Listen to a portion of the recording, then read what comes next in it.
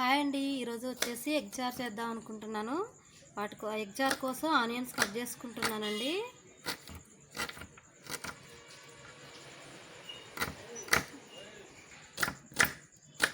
సన్నగా ఇలా కట్ చేసుకోవాలండి, త్వరగా మగ్గిపోతాయి. లేట్ అవుతుందని ఫాస్ట్గా కట్ చేస్తున్నాను.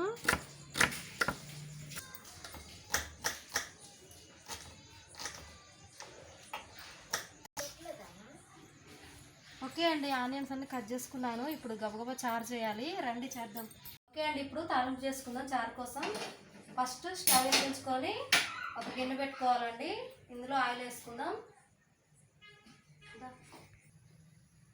పెద్ద స్పూన్తోని ఒక 2 టేబుల్ స్పూన్ల ఆయిల్ వేసుకోవాలండి. ఓకే, నూనె వేడొచ్చిందండి. 2 ఎండుమిర్చి వేసుకుందాం. కొంచెం జీలకర్ర కూడా వేసుకుందాం. ఇప్పుడు కట్ చేసి పెట్టుకున్నాం కానీ సన్నగా ఆనియన్స్, అవి కూడా వేస్తున్నాను.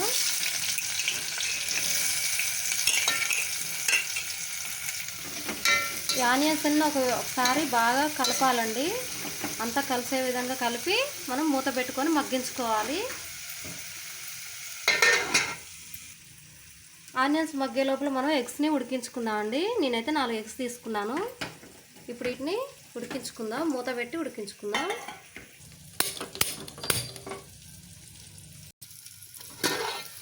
ఆనియన్స్ కొంచెం మగ్గినాయండి, ఒకసారి తిప్పుదాం.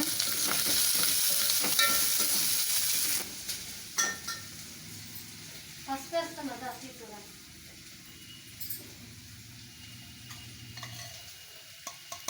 ఇందులో మనం 1/2 స్పూన్ పసుపు వేసుకోవాలండి, సరిపోతుంది. పసుపు అంతా కూడా కలిసే విధంగా తిప్పాలండి. అట్లయితేనే మనకి పచ్చి వాసన రాకుండా ఉంటుంది, చాలా బాగుంటుంది. పసుపు కూడా మగ్గిపోయిందండి. ఇప్పుడు ఇందులో కారం వేస్తున్నాను. 1 స్పూన్ కారం వేసుకోవాలి.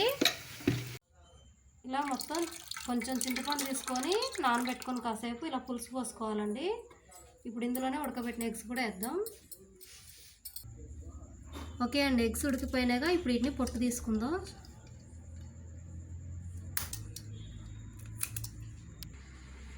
ఓకే అండి, పొట్టు తీసుకున్న ఎగ్స్ చారులో వేసుకొని మసాలా పెడదాం.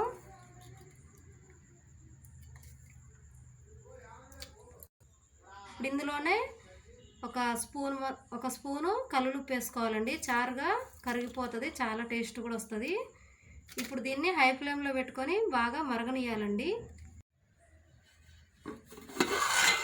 చారు మరిగిందండి బాగా. ఇప్పుడు ఇందులో మనం కొంచెం మసాలా వేసుకుందాం.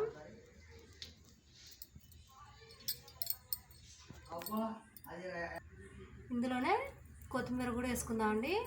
ఇది ఇంకొక 5 నిమిషాలు మరిగితే రెడీ అయిపోయింది. మూత పెట్టి మరిగించుకుందాం.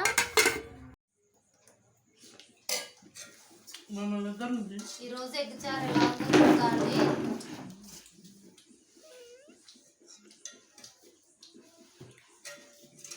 మా ఆయన అయితే సూపర్గా ఉందని చెప్పిండు. నేను కూడా ఒకసారి టేస్ట్ చేసి చూద్దామని నేను కూడా అన్నం పెట్టుకుంటున్నా. ఇప్పుడు టేస్ట్ చేస్తానండి ఎలా ఉంటుందో.